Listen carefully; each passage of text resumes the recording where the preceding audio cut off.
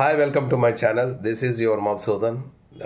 ఈరోజు ఈ వీడియోలో inter supply advanced supply examinations రాస్తున్నటువంటి ఏపీ తెలంగాణ స్టేట్స్కి సంబంధించి స్టూడెంట్స్కి సంబంధించి అసలు సప్లై రిజల్ట్స్ ఎలా వస్తాయి, ఎప్పుడు వస్తాయి, పేపర్ కరెక్షన్స్ అనేది ఎలా జరుగుతుంది, ఇందులో ఏమైనా మిస్టేక్స్ ఉంటే బార్డర్లో వచ్చే వాళ్ళకి ఏమైనా పాస్ చేసే అవకాశాలు అవుతున్నాయా లేవా, ఆన్లైన్ కరెక్షన్ వల్ల మనకి ఏమైనా ప్రాబ్లం వస్తుందా, ఇలా రకరకాల క్వశ్చన్స్ నేను 2-3 వీడియోస్లో చెప్పినప్పటికి కూడా ఇంకా చాలామంది డౌట్స్ పడుతున్నారు. సో వాటన్నిటిని క్లారిఫై చేస్తూ ఈ వీడియోలో మనం షేర్ చేసుకుందాం. ఎవరైనా ఫస్ట్ టైంగా నా ఛానల్ చూసినట్టయితే ప్లీజ్ సబ్స్క్రైబ్ మై ఛానల్. ఇక విషయంలోకి వెళ్ళిపోదాం. ఏపీ ఇంటర్ తెలంగాణ ఇంటర్కి సంబంధించి అడ్వాన్స్ సప్లై కరెక్షన్స్ అనేవి ఆన్లైన్లో జరుగుతున్న సంగతి మన అందరికీ తెలిసిందే. అయితే ఇలా ఆన్లైన్లో కరెక్షన్స్ జరగడం అనేది ఏ స్టేజ్లో ఉందని చూసుకున్నట్టయితే ఏపీ స్టేట్కి వచ్చేసరికి ఆల్మోస్ట్ ఆల్ అన్నీ కూడా ఎండింగ్ దశలోనే వచ్చేసాయి. ఈ నెక్స్ట్ వీక్ రిజల్ట్స్ ఎట్టి పరిస్థితిలో ఏపీలో వచ్చే అవకాశాలు అయితే కనిపిస్తున్నాయి. అలాగే తెలంగాణ స్టేట్ చూసుకున్నట్టయితే అక్కడ కూడా రిజల్ట్స్ అనేవి పేపర్ కరెక్షన్ అనేది ఆల్మోస్ట్ ఆల్ ఎండింగ్ దశలోనే ఉన్నట్టు చెప్తున్నారు. ఏపీలో చూసుకున్నట్టయితే 20వ తారీఖులో రిజల్ట్స్ వచ్చే అవకాశం ఉన్నాయి. ఎందుకంటే డిబియూఎస్ ఆన్లైన్లో కొన్ని జిల్లాలో మీటింగ్స్ కండక్ట్ చేస్తూ ఎట్టి పరిస్థితుల్లో పేపర్ కరెక్షన్ అనేది మాత్రం 2 days 3 daysలో కంప్లీట్ చేసేయాలి అనేసి ఇన్స్ట్రక్షన్స్ ఇస్తున్నట్టుగా మనకు తెలుస్తుంది. దీన్ని బట్టి చూసుకున్నట్టయితే మనకి AP inter results advance supply results అనేవి నెక్స్ట్ వీక్ ఎట్టి పరిస్థితుల్లో కూడా రిజల్ట్స్ వచ్చే అవకాశాలు అయితే కనిపిస్తున్నాయి. ఇకపోతే తెలంగాణ స్టేట్ తీసుకున్నట్టయితే తెలంగాణ స్టేట్లో కూడా పేపర్ కరెక్షన్ అనేది ఆల్మోస్ట్ ఆల్ ఎండింగ్ దశలోకి వచ్చింది. ఈ ఎండింగ్ దశలో ఉంది కాబట్టి అక్కడ కూడా రిజల్ట్స్ అనేవి నెక్స్ట్ వీక్ కానీ లేకపోతే 20 నుంచి 25వ తారీఖు మధ్యలో వస్తున్నట్టుగా అర్థమవుతుంది. ఇకపోతే పేపర్ కరెక్షన్ ఎలా అవుతుంది, ఆన్లైన్ కరెక్షన్ జరగడం అనేది ఎలా జరుగుతుంది, చాలామంది ఆన్లైన్ కరెక్షన్ అవ్వడం వలన చాలా టెన్షన్ పడుతున్నారు.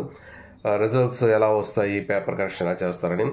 పేపర్ కరెక్షన్ చేసేటప్పుడు ఫిజికల్గా పేపర్ కరెక్షన్ చేసేటప్పుడు ఏ విధంగా అయితే చేస్తున్నారో అలాగే ఆన్లైన్ కరెక్షన్ కూడా చేస్తున్నారు. ఎటువంటి పరిస్థితిలో బార్డర్ దగ్గరకు వచ్చే మార్క్స్ని కవర్ చేస్తూ మార్క్స్ అనేది వేయడం అనేది చేస్తున్నారు. స్టూడెంట్స్ క్వశ్చన్ నెంబర్స్ మర్చిపోతున్నారు. క్వశ్చన్ నెంబర్ మర్చిపోతే అదే ఫిజికల్ పేపర్ కరెక్షన్ అయ్యేటప్పుడు క్వశ్చన్ నెంబర్ మర్చిపోయినా పేపర్ దిద్దేటటువంటి లెక్చరరే ఆ క్వశ్చన్ నెంబర్ అక్కడ వేసేసి మార్క్స్ వేసేవారు. బట్ ఇక్కడ స్కానర్డ్ కాపీ మీకు ఉంటుంది.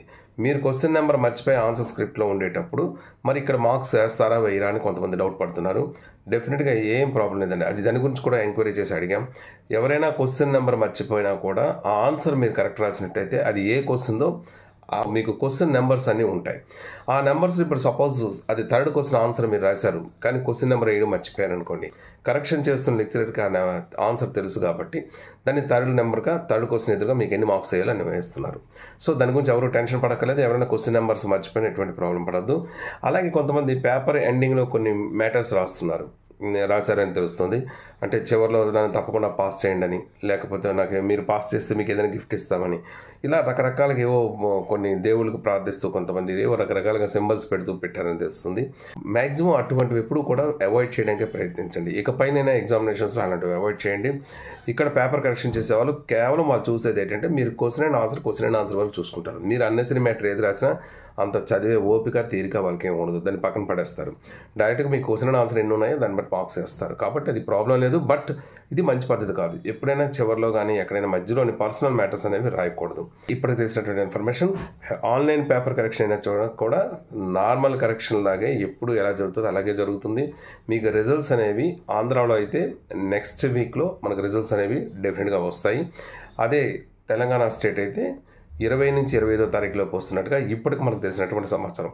ఒకవేళ ఏమైనా దీనికి సంబంధించి అప్డేట్ ఉన్నట్టయితే మీకు తప్పకుండా నాకు తెలిసిన ఇన్ఫర్మేషన్ మీకు తెలియజేస్తాను. Thank you so much for your watching. This is your Madhusudan. Thank you.